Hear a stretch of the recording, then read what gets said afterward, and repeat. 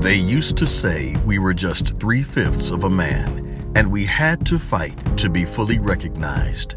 Back then, being counted meant marches, pickets, jail cells, and worse. One way you can show we count in less than 10 minutes is to take the 2020 census. Be a warrior for your community.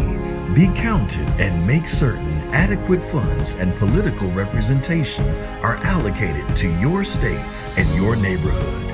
Just select one of these easy options. By phone, call 844-330-2020, online at mycensus2020.gov, or simply mail in your survey. Never forget, you are somebody. Don't delay. Take the census today. I am somebody. Welcome to this most critical call about the census. You know, we fought for the right to vote every 2 or 4 or 6. This is a 10-year vote. The big vote. It determines the resources in the 10 years. Since I've been homeless, I've got a chance to meet my mailman, my mailwoman, Jackie. I'm convinced that the one thing the post office can give out the census notice, they know everybody on every block. And so I think we should really consider, besides saving the post office being raped by DeJoy and by Trump, they can be real allies in passing out sensitive information because they come by every day, every house. I want to thank you and Jackie, you and the union and Jeanette, my dear sister, for diligent on this, because if we have the resources, without sense, they won't be distributed fairly. So we must win in November, we must also win for November. Thank you guys very much, and count on me. I'm with you all the way. Love you and keep them alive. Yes, sir. Thank you, and we love you too. So let me just go down the list of panelists that are here that will participate in this discussion this evening. Congresswoman Robin Kelly from the 2nd District, Marilyn Stevens, who is the Assistant Regional Census Manager for the U.S. Census Bureau out of the Atlanta region, Representative Andre Tapetti, who's from the 32nd District, Jordan Sorrell, who is the Director of Public Policy and Research for the Office of Cook County Commissioner Stanley Moore. And I'd like to add a tagline to Jordan's introduction, and that is that he has helped to lead the Rainbow Push Be Counted coalition that we started over, well, it's about 2 years now. And Jordan is one amazing young man. We have Rima Cameron, who is Executive Director of Illinois Muslim Civic Coalition. We have Cheryl Holman, who is the CEO of the Community Assistance Program. We have Donald Dew, who is President and CEO of Habilitative Systems. And the panelists will go in that order. So without further ado, I'd like to ask Congresswoman Kelly to please grace us with your remarks. Thank you, Reverend Jackson, for hosting us, Reverend Wilson, and of course, the wonderful Miss Algie. Thank you for including me in this. This is, as you said, so very important. As you know, $625 billion in your federal tax dollars go back to our communities based exclusively on census data. This is money for schools, Medicare, roads, and bridges, and college grants. In fact, there are more than 100 programs that are funded solely based on the census. So for each person that is not counted, we miss $1,400 per person per year. Illinois has lost millions and millions and millions of dollars. And I believe either for 4 or 5 decades, we've also lost a seat in Congress. And we already think we're going to lose 1 seat without the census count. If people do not fill out the census, we could lose 2 seats, which is losing, 2 important voices on various committees. And a lot of us are on really strong committees, and we wouldn't want to lose that voice. Back in February, our Census Chair for the Congressional Black Caucus, Steve Horsford, had a group meeting with the national head of the census. Our main objective was to make sure that African Americans are counted in the census. We are undercounted, and we wanted to make sure that he knew this was very important to us and that we were going to be watching. We got $5 million more put in to the census to make sure that, actually was more than that, to make sure that the information was spread all over, that we got $5 billion more, in additional funding to make sure that we could advertise in different places and we could get the word out to undercounted communities. Bringing that forward every month, the CBC meets with Stacey Abrams because she's very active in making sure that everyone votes counts all over the country. And we also have had national town hall meetings around the census. Now, as you know, they cut the census short a month, and that could affect 50 million people, and mostly Black and brown people. There's also something called the non-response follow-up. And from what we could tell, what they originally were going to do was have the non-response follow-up to whiter areas, leaving out the Black and brown areas. So we're extremely, concerned about that, where the resources are going. We don't feel like they're going to the hardest to count areas. So we're looking at, strategies that we can have. Now, all of us in the CBC, we've been doing a lot of individual census counts in our communities. I've done about 13 myself. I was just in Chicago doing the census caravan with the census in some of my hardest to hit areas. I believe Illinois actually ranked 7th in the census, and we're like at 69.3, but in the hardest to hit areas, some of the areas that, like in my district, are down to like 30, where I have some that are over 80 in the count. And, some of the areas, this is not my district, but they talked about Inglewood, Back of the Yards, West Garfield. We have to bring those numbers up. So trust me, the CBC has been on top of this, and we're still trying to see what we could do about changing some of the decisions that have been made, and seeing if we can still get, it stretched to October. Of course, that's going to be tough, but we're still working on that. And then also the other thing is, if we could report the census a little later than what they have, we're trying to see if we could extend that also, because we know too many people, are still not counted. But like I said, we're meeting with Stacey every month. We're getting out in our districts, and the thing that we feel like we have to keep concentrating on is really educating people that no one else will see this. If you're worried about, immigration, you don't have to be worried about that the information is private. That's still some of the things that we're running into, or people don't realize how important it is, even though we think that COVID has kind of exacerbated how important it is to get the money that the state of Illinois should receive. So I'll stop there. I don't know if anyone has any questions or anything. I'm glad you asked about the questions, Congresswoman, because I wanted to make sure that if people have questions, they include those in the chat, please. Thank you for that update and that report. While it sounds probably a little different, not probably, let me retract that. It sounds very different from what we had planned, those of us who've been working on this. And you're shaking your head because you've been one of the #1 champions who have been working on this for the last couple of years, just getting prepared, and then COVID happens. And so much of what had been planned to do could not be done, or has not been done. And people are trying to play catch up now. And that's what I want to ask Marilyn if she would step in and just tell a little bit about what the U.S. Census Bureau is doing. I liked what Congresswoman Kelly said, that the Congressional Black Caucus is on top of it. I would like to hear how the U.S. Census Bureau is on top of things. Marilyn? I want to say hello to my Rainbow Push family. I was thinking about it today that we've had a 22-year courtship. I'm in the family, and I'm not leaving. I don't care where I go.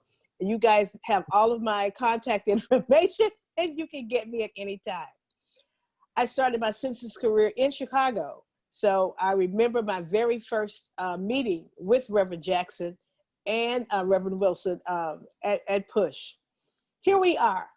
For the 24th time in United States history, the nation is tasked with counting its entire population.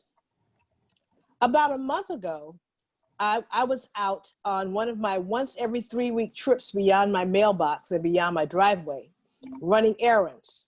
And I went to the grocery store. I had been everywhere. And so I looked, it was dark, and I said, I need to go home, okay? I don't get out but once every 3 weeks, and I'm just going crazy.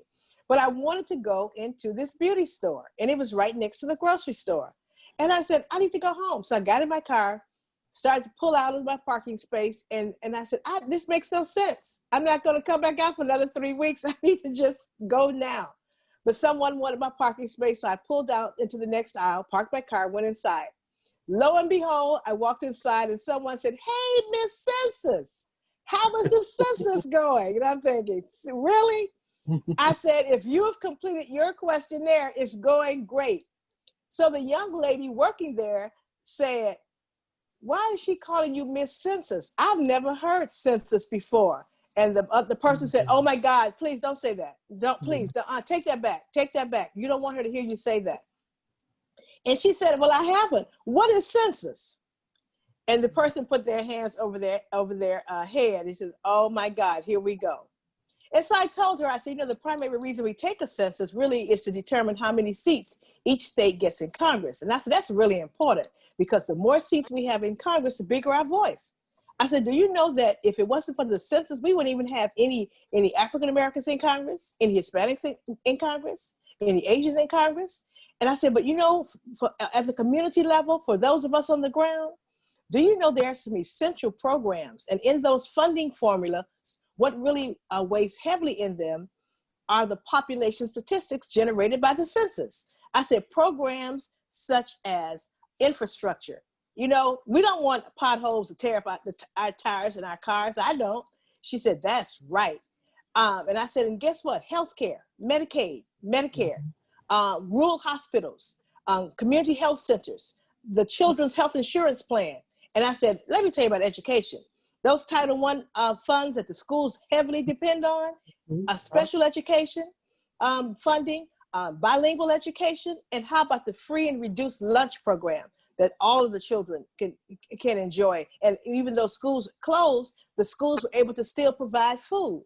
And I said, in social services, SNAP, WIC, even affordable housing, such as the Section 8 voucher program. I said, even Meals on Wheels for seniors. And she stopped me and she said 7 words. All of these programs are important to me. She said it again. She says, all of these programs are important to me. And then she said, I have never known about the census, and I'm 27 years old. Now, this is just 4 weeks ago. And she said, I've got to Google the census tonight. And I was just stunned by that. All of these programs are important to me. I've never heard about the census. I'm a 27-year-old woman with a young child. And I said to her, 10 years ago, you were only 17. And then 10 years before that, you were only 7. So someone else was responsible for ensuring that you were included on the census questionnaire. She said, but now I'm a mother, and these services, I need them. And so I explained to her how to participate in the census. I pulled out my business card. I wrote my2020census.gov on the back. I said, all you have to do is go online. It's going to take you less than 10 minutes to complete it. I said, even early Head Start and Head Start. And then she told me, well, my little girl had to sit out of Head Start for a year for early Head Start and Head Start because they said they didn't have any more slots. And she said, I was so angry. That didn't make sense. I said, you know why? because the numbers did not support the need. Right. I said, we get once a decade to reset the dial on what our needs are for the next 10 years. And I said, often parents leave children off of the census questionnaire.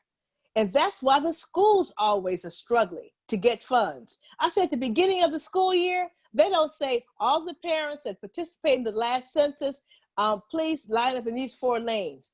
Those of you who did not, go over to the football field and we'll call you when there's an available slot. It doesn't work that way, thank God.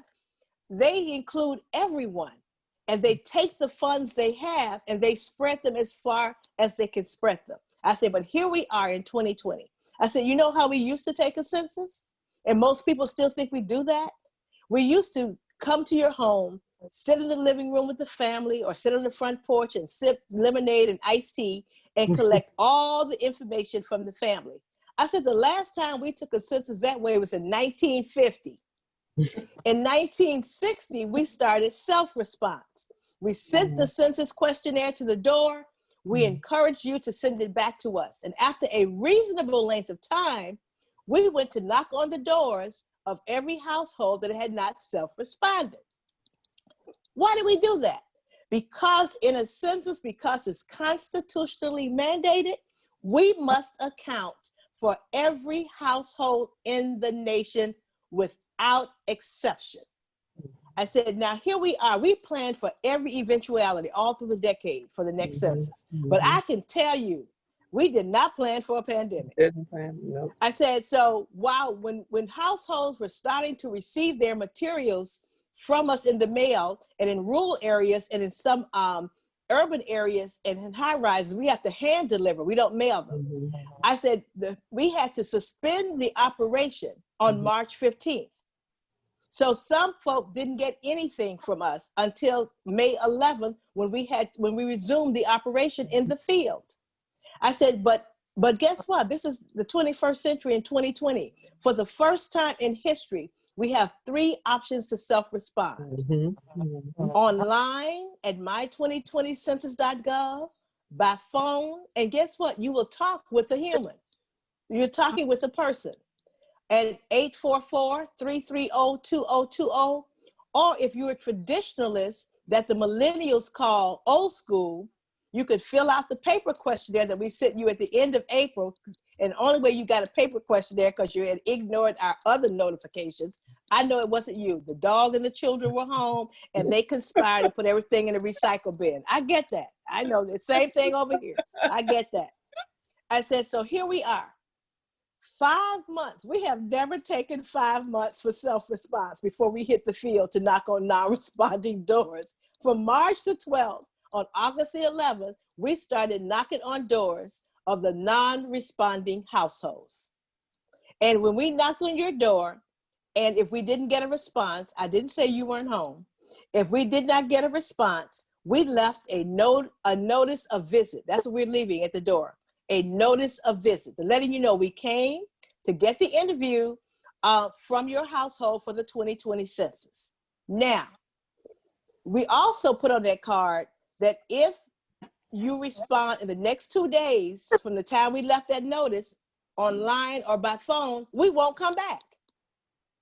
Now, if you don't, we're coming back.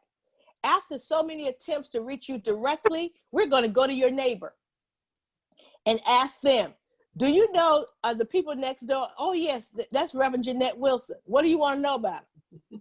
And trust me, the neighbors are more accurate than you are about what goes on in your home. Oh, sure. And if the neighbors, we go to the neighbor on the left, neighbor on the right, neighbor across the street, neighbor behind you.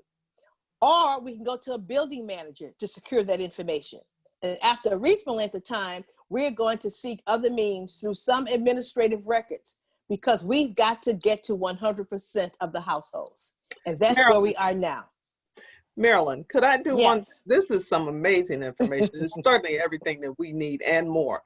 Just real quickly, because I am aware. I know you got like 100 guests on this panel. I see them. No, I don't.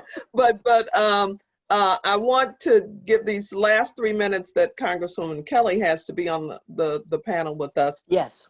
her closing remarks or comments about something that you said, and how we as a community for the state of Illinois can help her in her quest to make sure that we get an accurate count.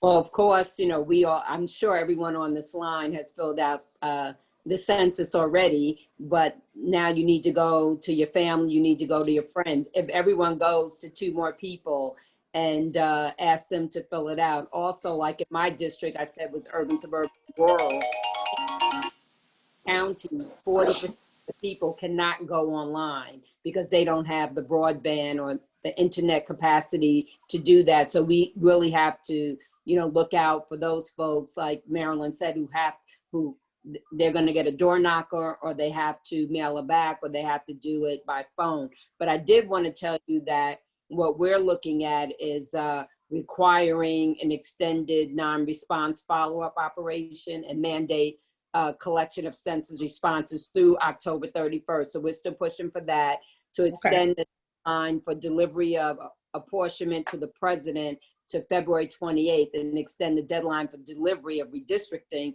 to April 30th, 2021, and require a full mailing of forms to unresponsive populations in the internet choice areas as well as others. And lastly, to require the non-response follow-up deployment to all critical need areas, particularly Native American reservations and COVID hotspots in communities of color and rural areas. The African American community is next to last in responding. Native Americans, are last. So we just need to keep talking to people, help them fill it out, and again, convince them that it is private. We're not trying to get in your business. We're trying to get resources to you. And you know what? Thank you, Congresswoman. One thing that I'd like to ask is, for that calendar of deadlines that you just listed, could I get that from your office, please, so we can make sure that, because that could be public, right? Yes. And then, yes. Okay, great. And any kind of support that we can give, especially moving back this date to October, or, because that's the first one online, or the first one that hits us to respond. And then the other dates, and whatever we can do to support in that, we just need to know. Mm-hmm. Okay, thank you, guys. Just thank you so much for everything that you do all the time. You represent well, and we just appreciate and love you. Just continue to stand strong, stay strong, and also stay safe. Post office together too, by the way. That's right. Absolutely. Thank you guys very much. Okay, you take care. Bye-bye. So Marilyn, we're going to get back to you, but before we do, I want to quickly announce, without further ado, that we have some amazing Illinois state legislators who led the charge of this whole census to happen, to get funded so that we can do the amazing work that you're going to hear about later. And that would be in the person of Senator Lightfoot and Representative Tipetti. So I don't know if you want to unmute and just say hello. We're going to get back to your questions in just a minute, but you're more than welcome to say hello and let people see your faces. Hey, Jackie, good evening. Good evening to everybody. It's good to hear my good friend, Congressman Kelly, on the line. Mm-hmm. The congressman touched all the bases that, are really, really important. Our low response rate, especially in rural communities and minority communities, we've got to get those numbers up, Jackie. We've got to get those numbers up. Yeah. Mm-hmm. Illinois is doing well. We're ranked 7th in the country at 66.7% self-response rate.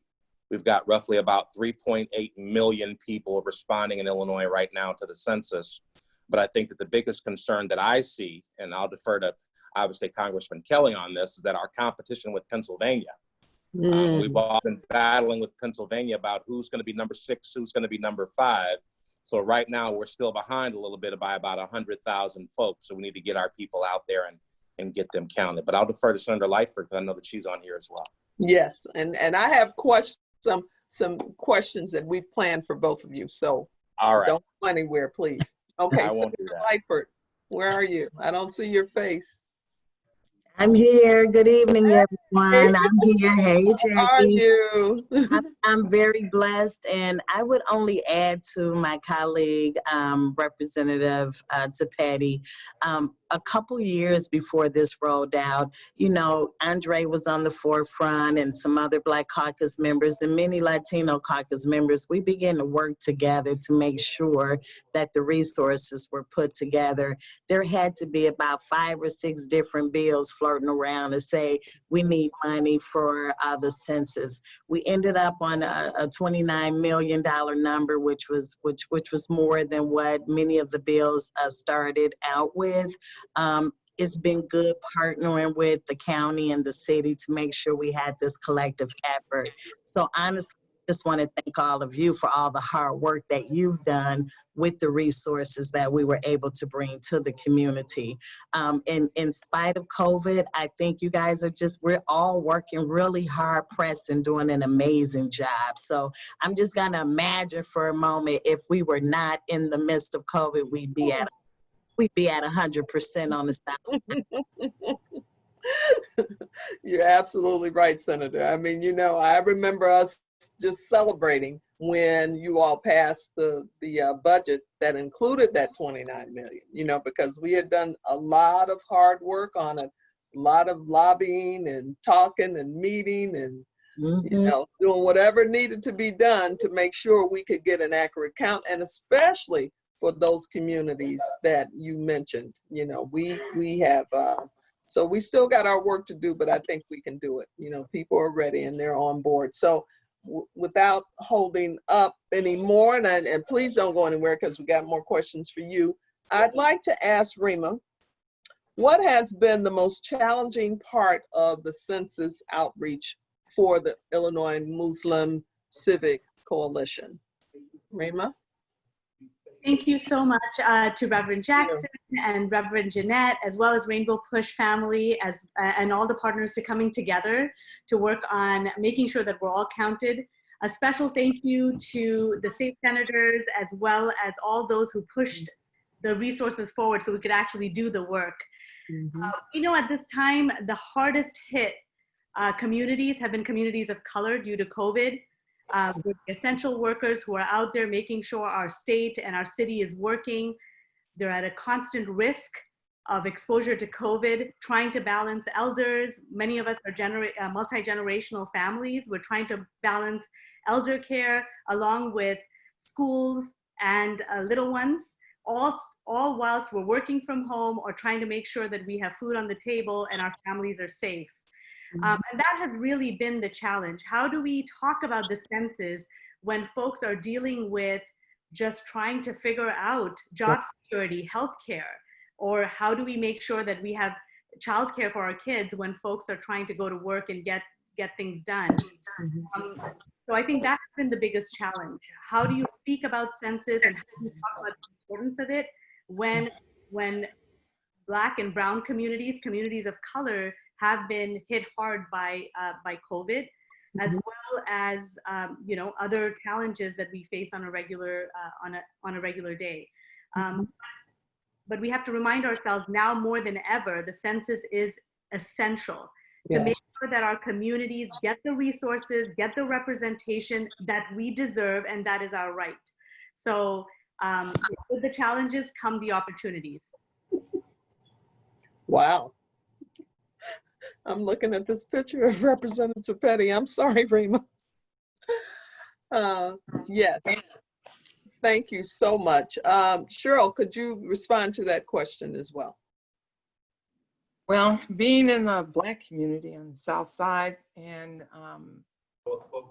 we have had a very difficult time. The major problem has been to explain to people how it affects them. A lot of them don't feel, when I'm talking about the hard to count population, they don't feel the government represents them, or that they're not caring about them, or why should they be involved? Why should they fill out this form?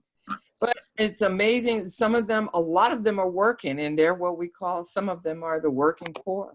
And if you say to them, you know, if you don't fill out the census, you know where the federal government takes taxes out of your check?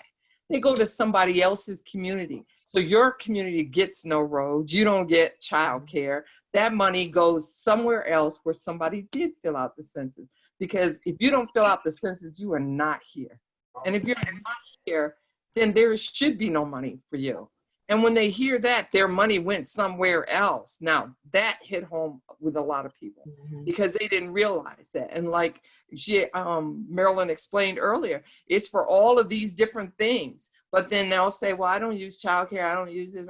Okay, but if you say your tax dollars went to another zip code because you were not there, then it makes a real difference. So the other thing is a lot of them didn't have the resources. They didn't have the internet and they don't have the phone. And then when COVID hit, it was just a calamity of things. But we've been working really hard in the street, and our groups, you know, I'd love to give a shout out to all of them, but I'm afraid I'll miss some of them. We have several agencies that are working with us, and they're pounding the pavement every day, trying to get the questionnaires out, because that is the focus now.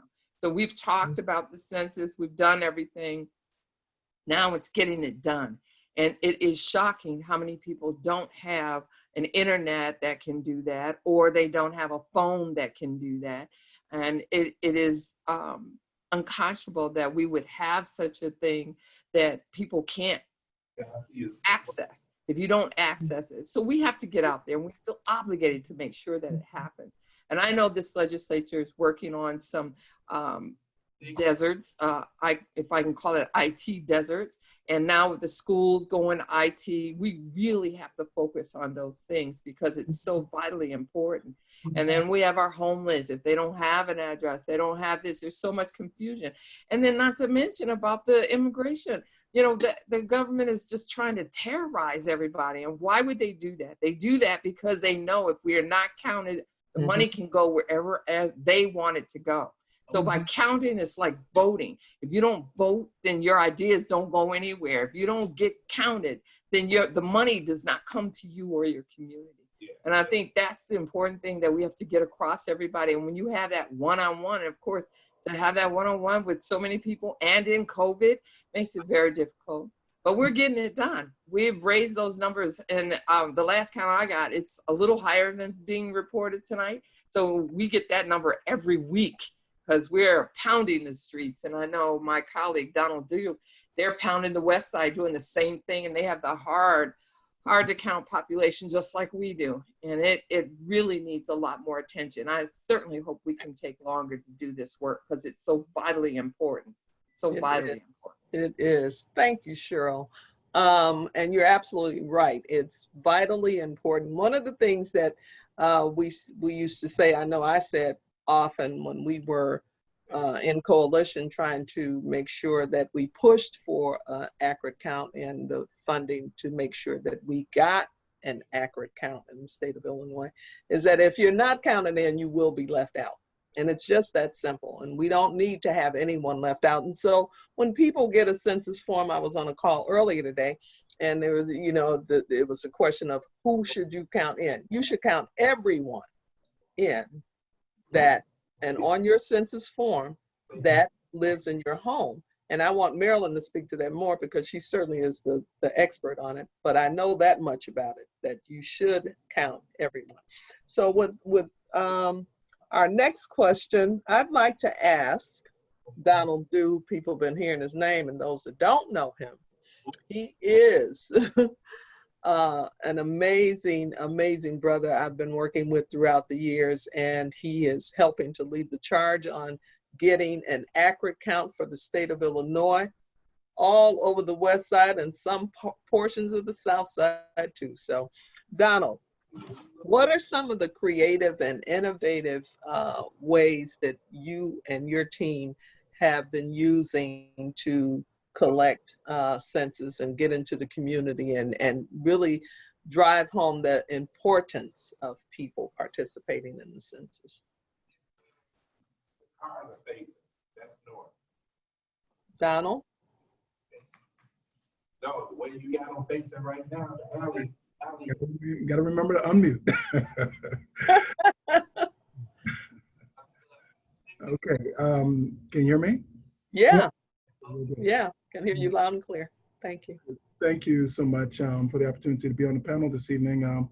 Also just wanted to do a special thanks to Reverend Jackson for his decades-long servant leadership. And we know that it's unmatched, as our former Grand Bosses of Omega Psi Phi Fraternity Incorporated, Bernal Coulon, often remarked. He said, Reverend Jackson has been a long-distance runner, and whenever Omega is called, he's always responded. So I'm just trying to follow in my brother's footsteps and just do half of what he's done. I mean, it's just been amazing. Thank you, Reverend Jackson. We also want to say thanks quickly to our governor, to the Illinois Legislative Black Caucus, to the Illinois Department of Human Services, and certainly various elected officials at every level of government for providing and supporting the essential services that are now being provided by the Counting on Chicago Coalition 2020. We have over 40 partners. The state calls them sub-recipients, but I call them partners. Our partners have been doing a fantastic job. They have been outreaching, they have been engaging, they have been at every nook and cranny that you can think about to ensure that this word has gotten out. The awareness campaign for the census has been in the 90th percentile due to this hard work of this coalition. And my fellow coalition members all across the state. We're number 7 in the state, getting ready to be number 6, getting ready to be number 5, because we know that they're loaded, and we know, oh, are we still here? Okay. We know this is loaded, and we just need one more hit to be able to get that winning run in to win this game. So we're gonna keep on playing, and we're gonna continue to do what we need to do and cover all the bases. So in terms of some of the innovations, you know, we just were really out the gate. Back in November of 2019, we joined the Illinois Legislative Black Caucus in their bus tour to really raise awareness of the census. So the ILBC was on the west side and south side of Chicago and promoting the census. We met over at MacArthur's on the west side. You know, I had a press conference at that time. Of course, we had to indulge in the food at MacArthur's. Can't be there without indulging in the food. I know, right? Senator Lightfoot led the charge over there, and it was fantastic. And, you know, we got off to a really good running start.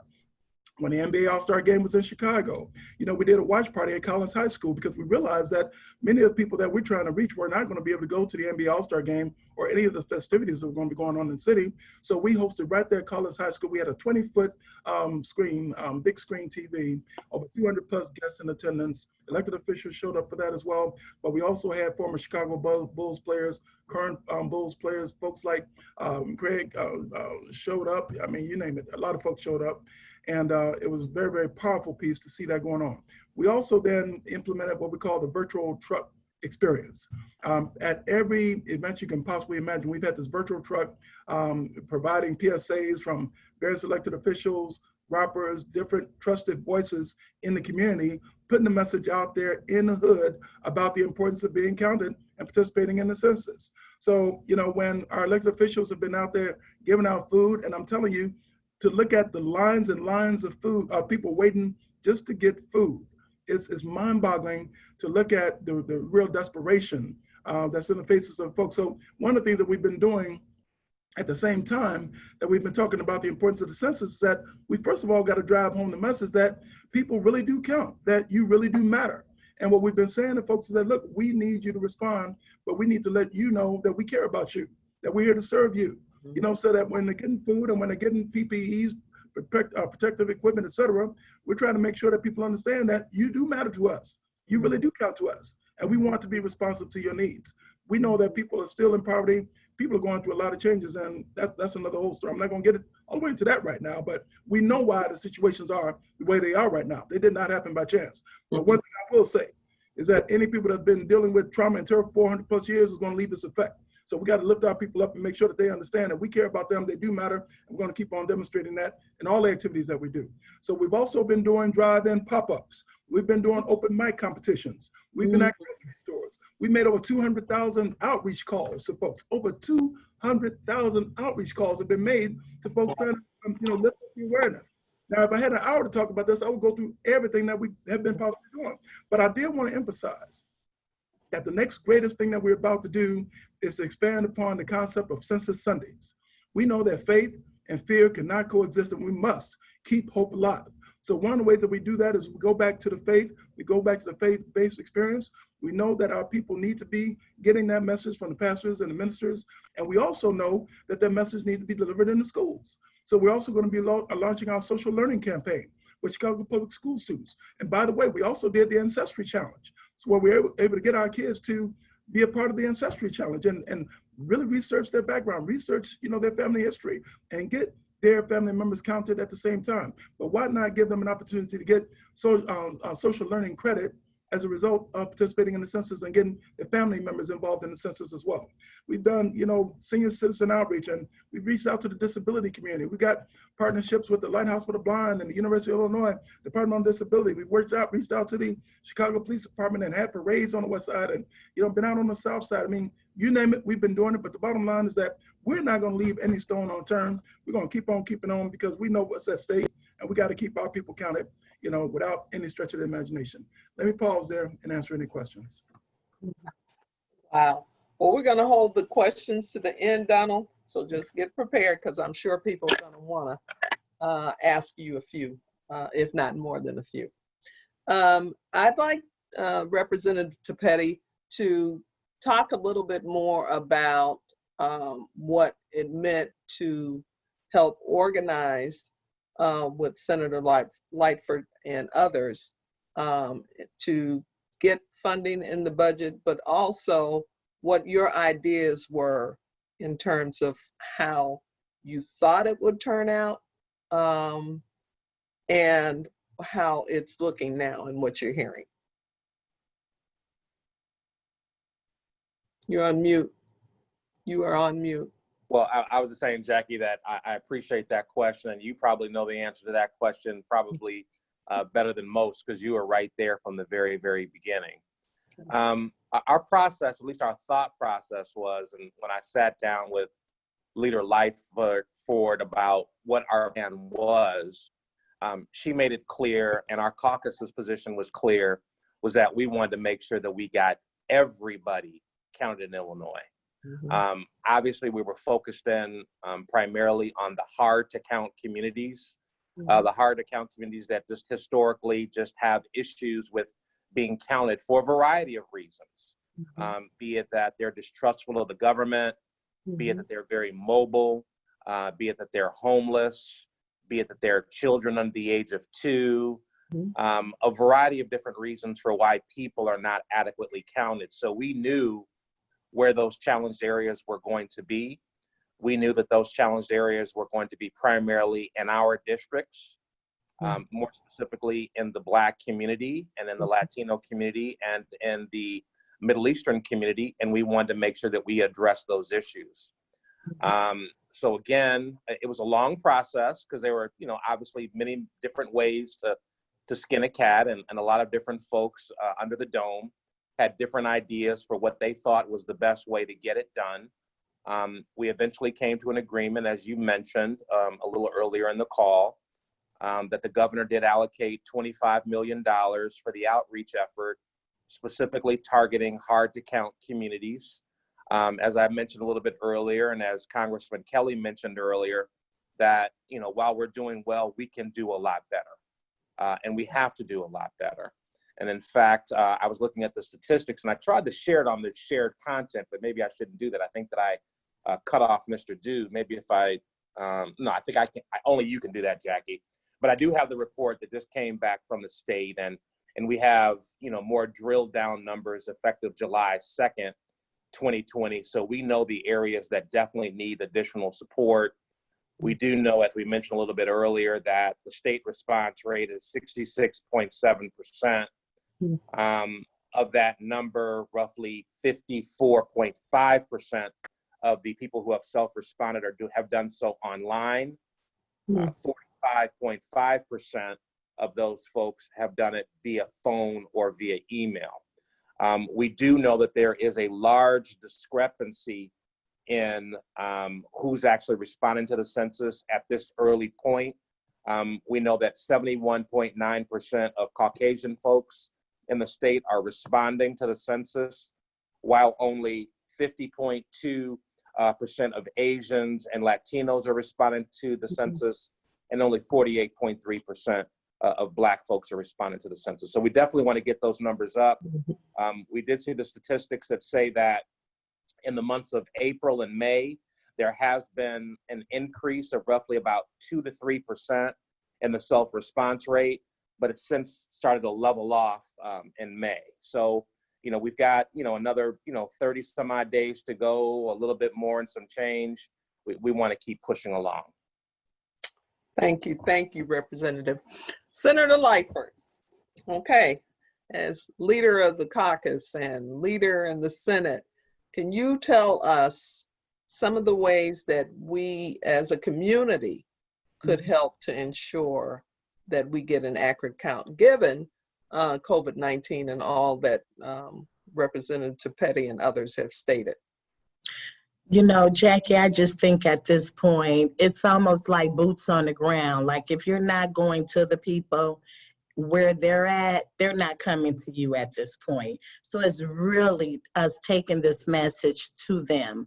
And so, like Donald said, we kicked this off a while back as the Black Caucus having a bus tour, and we went from the west suburbs to the west side, from the south side to the south suburbs.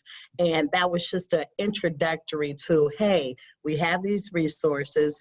The teams had not even been selected yet. So I was very grateful to be a part of putting together the criteria and kind of overseeing it and making sure that it reached our communities. That was my focus and goal, making sure that it reached our community, those resources.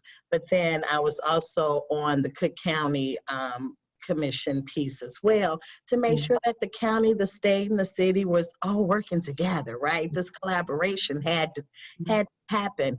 And so right now, I just think that there's a lot of fear out here, and just those who have already responded are the easy ones. Those of us that are on this call, I'm on either a call for a panel for this, or I'm attending an event every single day, every single weekend. Some of the mayors out in my west suburban area, Mayor Thompson in Broadview is a good friend of mine. She's now doing pop-ups in her community. So instead of hosting just only at the Village Hall, as we've done in her town 2 or 3 times already, she's now popping up in vacant areas in her district, pulling up the DJ, bringing out the grill. I went and took about 150 backpacks on Sunday, and I've just been popping up with her. I went on the west side to the Austin People Action Center. They did a gospel youth fest the other day, just to bring the young people out who were like 18, old enough, 17, to engage them with census. And I did the same thing. I took 150 school backpacks out there. Hey, let's make this about being educated, not only about census, but educating ourselves overall. And to Cheryl's point, young people that are in their 20s, maybe they're not engaged about census because they were so young when it happened before. So I think if we began to meet our young people where they're at, the ones who are out here protesting Black Lives Matter, the ones who are out here fighting for what they truly believe in, they're our future. They're the resilience that we need to fire up and have them take it door to door. So I think contact tracing has to happen. Boots on the ground has to happen, and we have to meet these people where they're at. And because we're not able to be in a church setting, we're missing where our people go on Sunday. We're missing that fellowship, and we're missing that opportunity. But we still need to have these pastors do a messaging for us, and our youth ministries to do messaging for us, and have something, a parade of cars to get PPE, a parade of cars to get census information and back to school products. At this point, I think those are some of the more creative, outside of the box ways to get the hardest to count people out. We have to take it to them. We have to go knock on their doors and meet them where they're at. Well, thank you, Senator Lightford. I just want to speak a little bit about the outreach to the faith community, which we had, a number of us, pretty much everybody on this call, to my knowledge, had been working with the faith community to put together a plan. This is pre-COVID, right? And we were working with people to make sure that they had laptops and setups in their vestibules and places within their church, sanctuary, that once their service was over, people could do, it'd be a one-stop shop. You just get out of service and you go and you fill out your form, but it didn't happen. COVID happened instead. And so, but that doesn't stop us from still partnering with the faith community to say, maybe everything that you're doing is online. Maybe everything you're doing is by Facebook or even Zoom, but the message still needs to be the same. We must have an accurate count. Again, if we're not counting in, we'll be counted out. I'd like to ask Jordan Sorrell to respond to it from a county perspective. And Jordan is very capable of doing this. He, Commissioner Moore was unable to join us today. He was originally planned to be a part of this panel. But when Jordan texted Dr. Wilson and I earlier and said that the commissioner could not, but the commissioner had asked that he would, and I was like, I'm all good because I know you know what to say. Okay, Jordan, take it away. No, thank you, Jackie, and thank you, Reverend Wilson and Reverend Jackson, for the opportunity to come on and speak tonight. Cook County Commissioner Stanley Moore does extend his apologies and regrets. He had to take care of some personal matters this evening. And this is very important to Commissioner Moore because, as many of fellow panelists and people know, that his father, Stanley D. Moore, was a longer-serving employee, 7 censuses with the U.S. Department of Commerce. And so I know he has been a senior advisor, and now this is Commissioner Moore's lifelong assignment and calling is to make sure that not only he serves the residents in the 4th District and for 5.2 million residents, but also for the census as well too. And so from a Cook County's perspective, we definitely have to appreciate Leader Lightford, Representative Patty, Governor Pritzker, and others was really leading the effort for us here in Cook County. So through the support of our Cook County Board President, Tony Prettwinkle, Commissioner Moore, when asked, the president said, we have to make this a priority because if we don't have our funds and our resources, it's going to make in Cook County's path to making sure we provide the programs and resources that every resident deserves a little bit more challenging. So President Prettwinkle first gave the first historic $2 million to do a complete and accurate count, and then also doing the commission as well.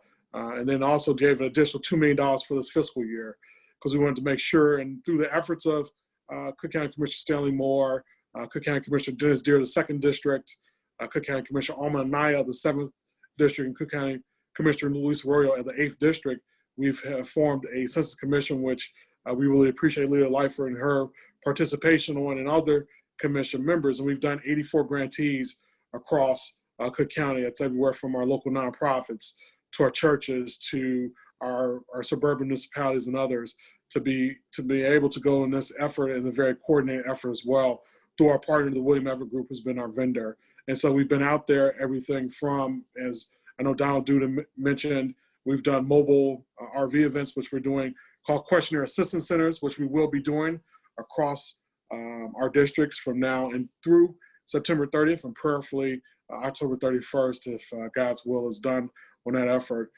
We've done giveaways through our partnerships with food pantries. We've gotten messages. So a lot of our faith-based communities done PSAs, and we encourage. So one of our partners, Reverend Corwin Lazenby of Pilgrim Baptist of South Chicago, has done wellness check-ins. They've called each and every member to check in and say not only how you're doing right now during this pandemic, but also just checking in and see if they complete their census. And so we're encouraging not only our faith-based communities.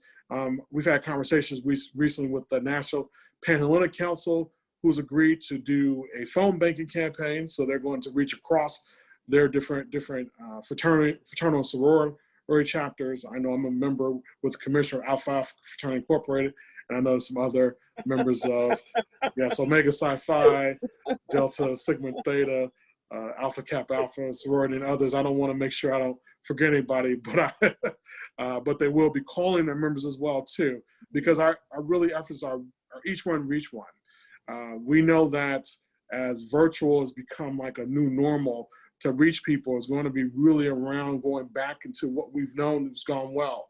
We can call people, we can text them, we can go to events in a socially responsible way as well too. But to make sure that, and one of the things that Commissioner Moore has always imprinted in me and others is that we want to eliminate the excuse that anybody did not hear about the census, especially in 2020, but also to make sure that people understand what the importance is, because in 1790 was our first census.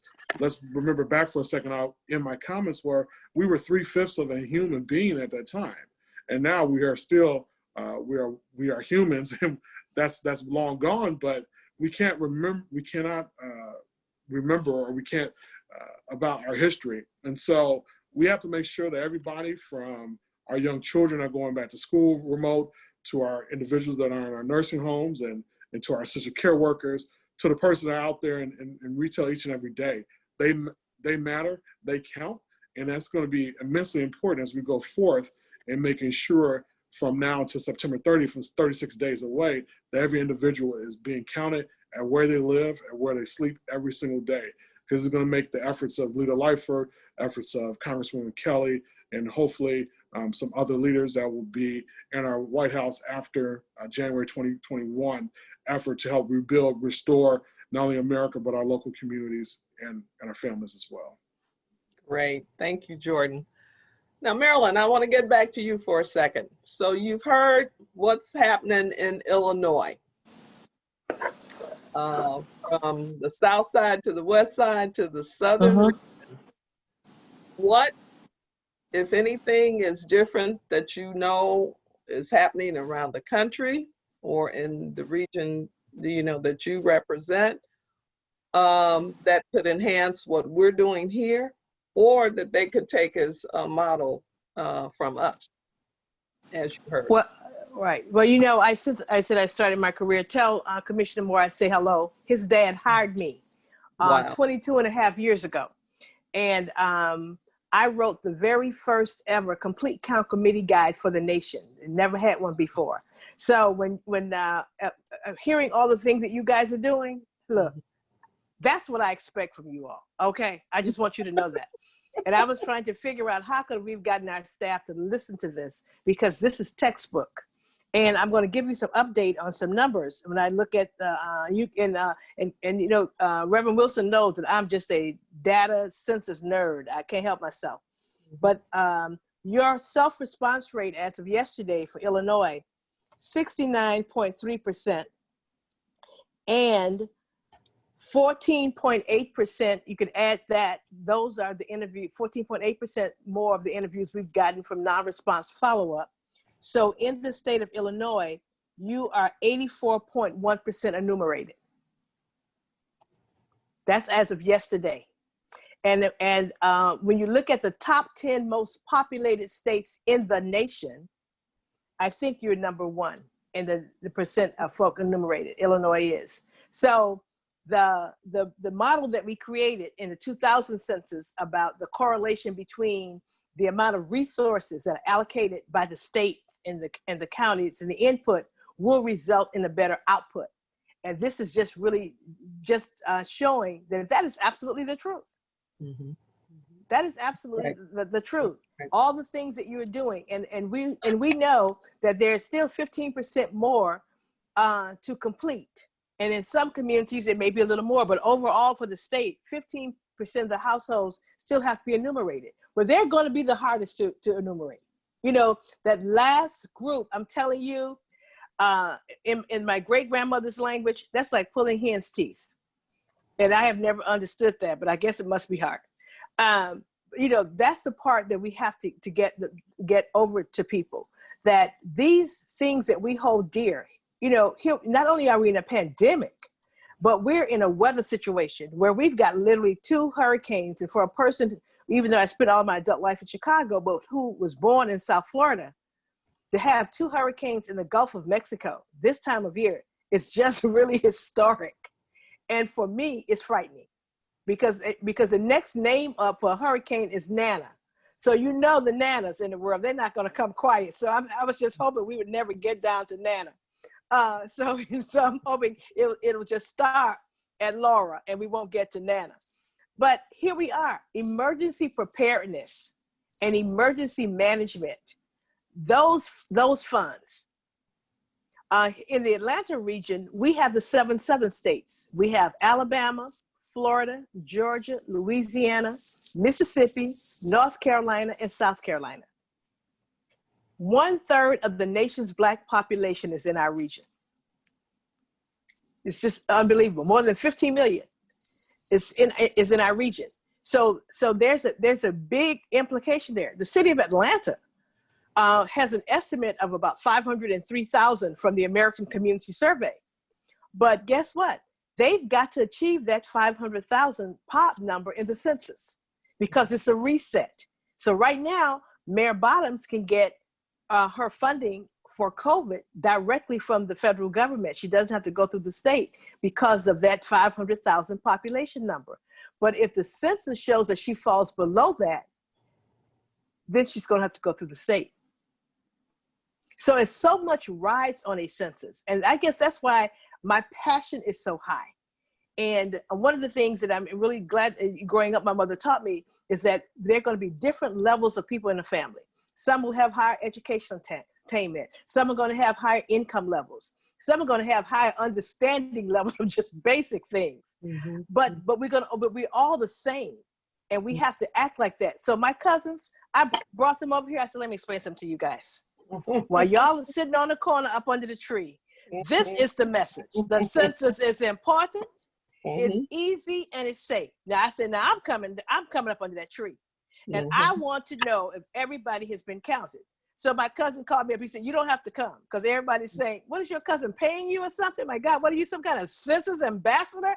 I mean, we're here to talk about the bubble and the game and all that. And you want to go around and see if people completed their census.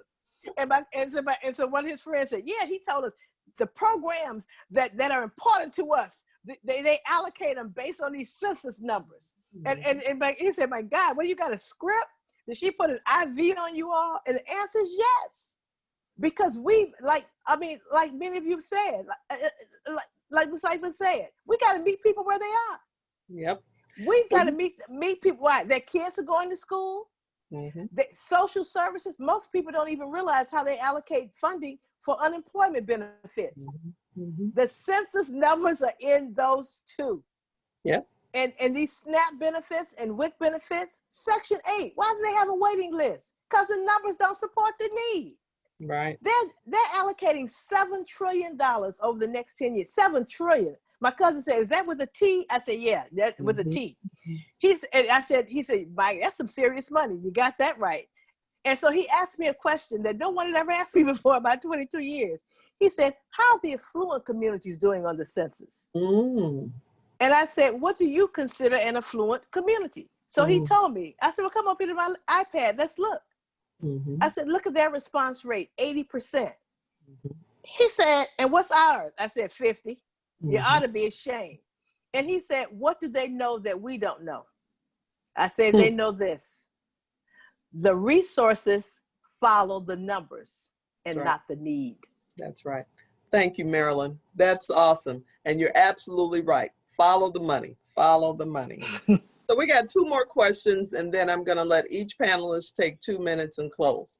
The second last question has to do with the Illinois Fair Tax Amendment.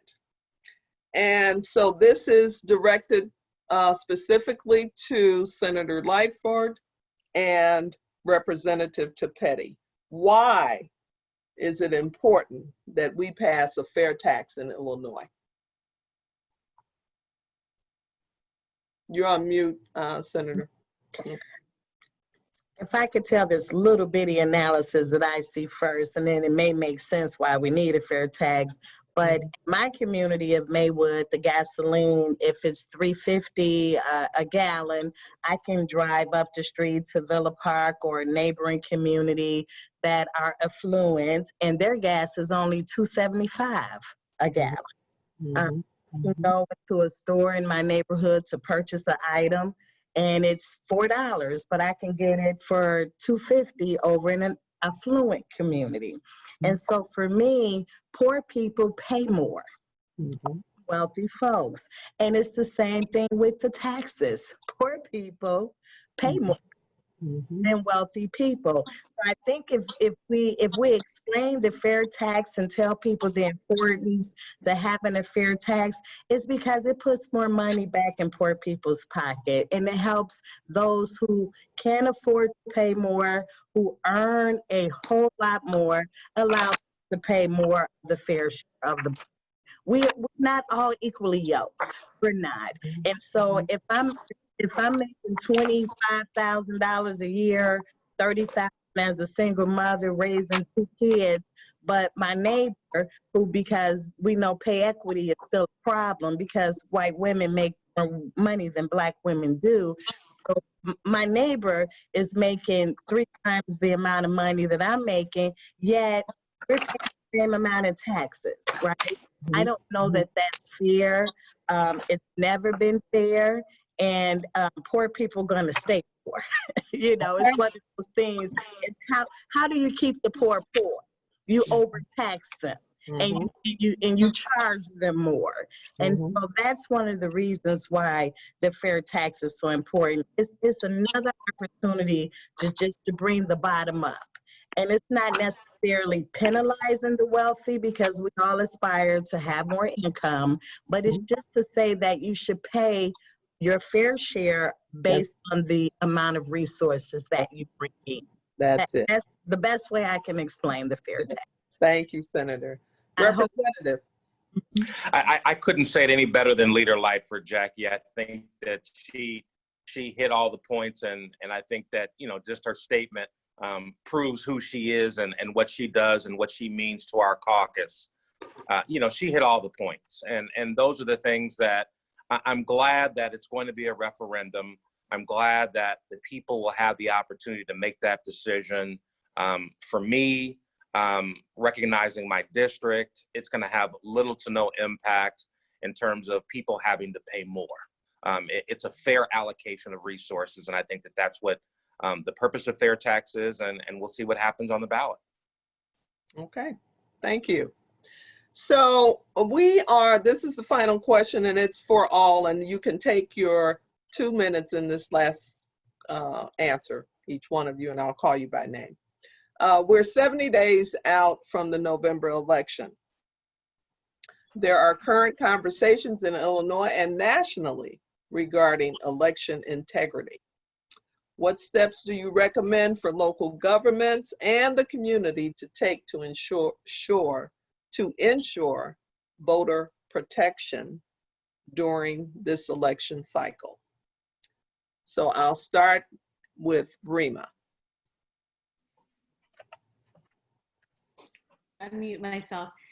During this voting cycle, when our vote is our voice, we need to make sure that we are getting our stories out there, letting folks know why it is important to vote, why it is important to make your voice heard. Number one. Number two, making sure that we're giving hope and empowering our communities to understand that if they have the information, they can make informed choices. Making sure folks understand that if there are things that are being done to suppress any kind of anything that has to do with voting, make sure that they know who to call and how to make sure that they can get information to let the Election Commission know, as well as let others know if this is happening. So I would just say empowering our communities, making sure that they know they have a voice and their vote is their voice, and putting out a call to action to all communities to ensure that they come out to vote, and if they see any issues with their voting places or any other issues, they should let others know and make sure that they take action against it. Thank you. Thank you. Cheryl.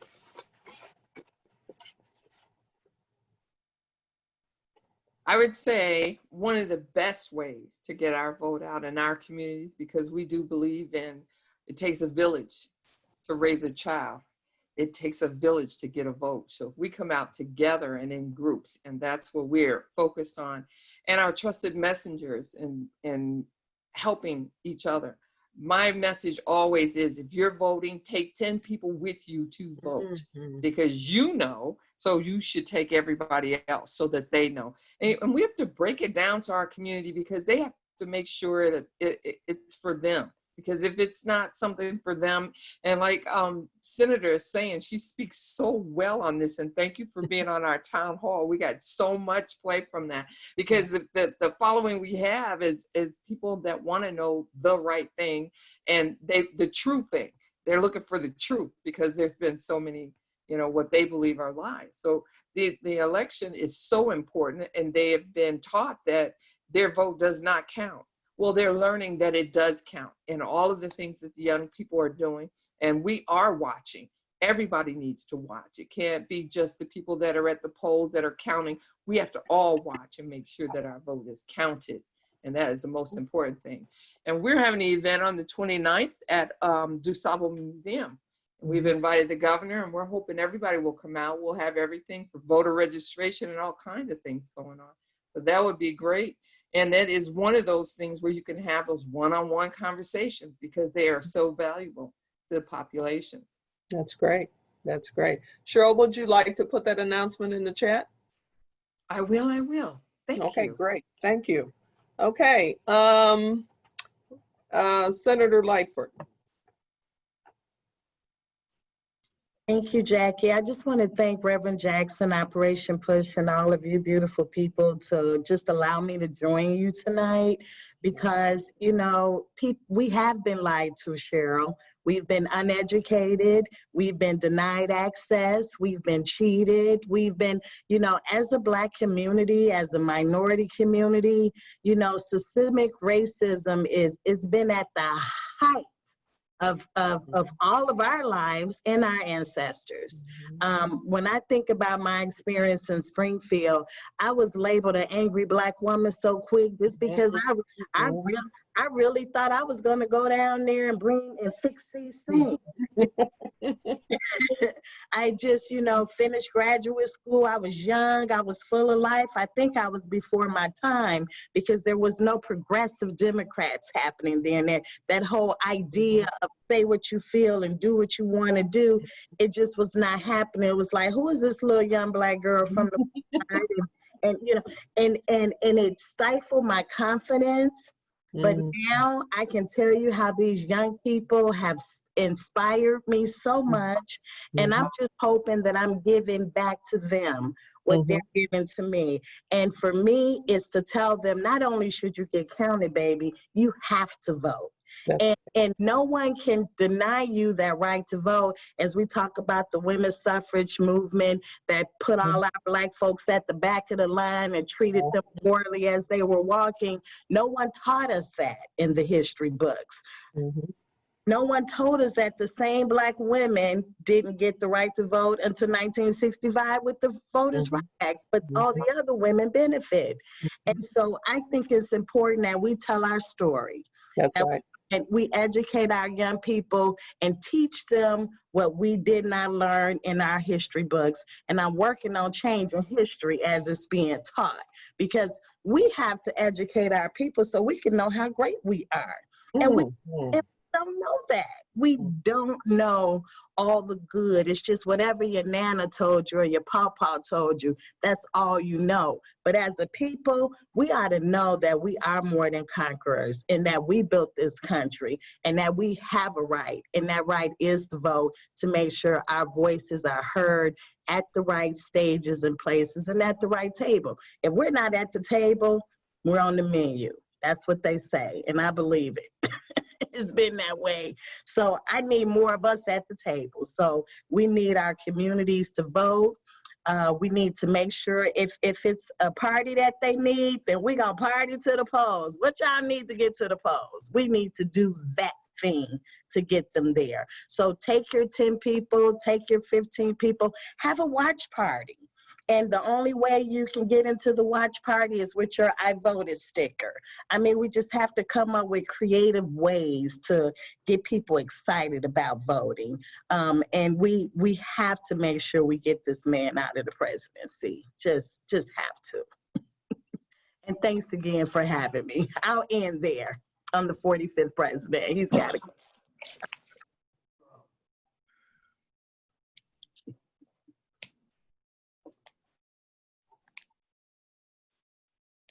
You still there, Jackie?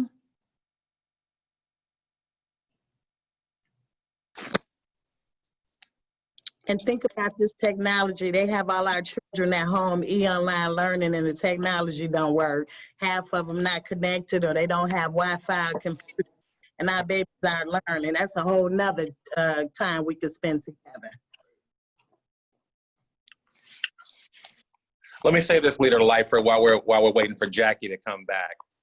You know, life is a circle. 100 years ago, we were basically in the same position that we're in right now. We were in the middle of a pandemic.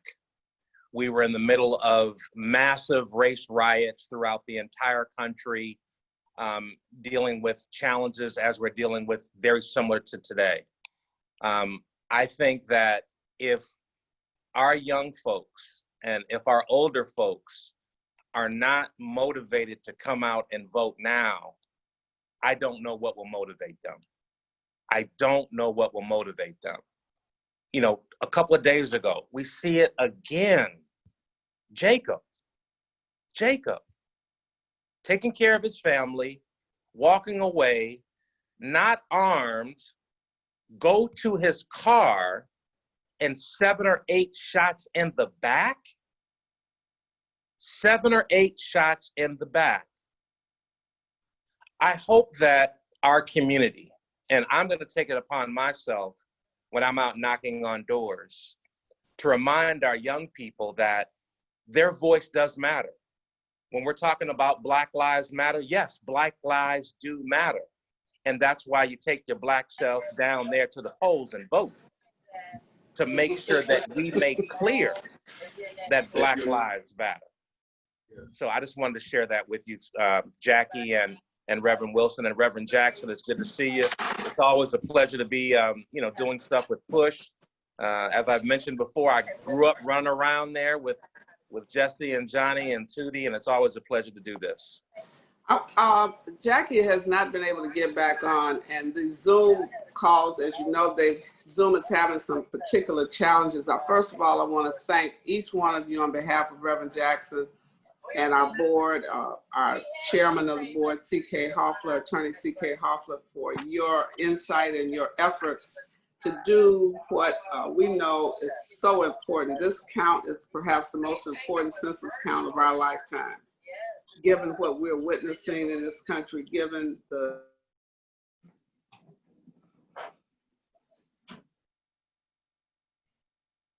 just any number of issues. We've had a pandemic of COVID, a pandemic of violence, a pandemic of racism. And, people don't understand, to combat this systemic racism that we are witnessing, we have to be counted, because the count will allow us to fight and make sure our legislators will have the tools they need, the data that Maryland always cranks out, the data that they need to make sure that we get our appropriate allocation of funds, as we're fighting to make sure that inmates in prisons should be counted where they came from, not where they are incarcerated. That's a fight we have, but at least you need to know that they're being counted. You're being counted in institutions, but you're not being counted at home. And so we want to make sure that we get the count. One of the things the faith community will be doing is, while we're virtual, we can push messages out. However, many faith institutions are giving food away. We want you to make sure that you count everyone that you give food to, fill out the census, and have a laptop or an iPad, sign them up for the census right then and there, register them to vote right then and there while you have them captive. And so we're asking pastors and faith leaders, go door to door to make sure that everybody in your congregation is counted. That's what we do at my church. We are counting the people we serve and counting our members to make sure that they have filled out the census. Some seniors are, sheltered in place. Make sure they fill out the census. You can help them do it on the telephone. And so this has been a beginning. We're going to share this link to tonight's Zoom with you so that you can push it out on your websites and your networks. I think this is great information. We didn't have as many people watching because we, for whatever reason, if you can, each of you push it out in your particular networks, I think it will encourage more and more people. I know Winona Redmond is on. She's a PR extraordinaire, and so she's going to help us push this out. We're going to put clips of this on our Saturday broadcast.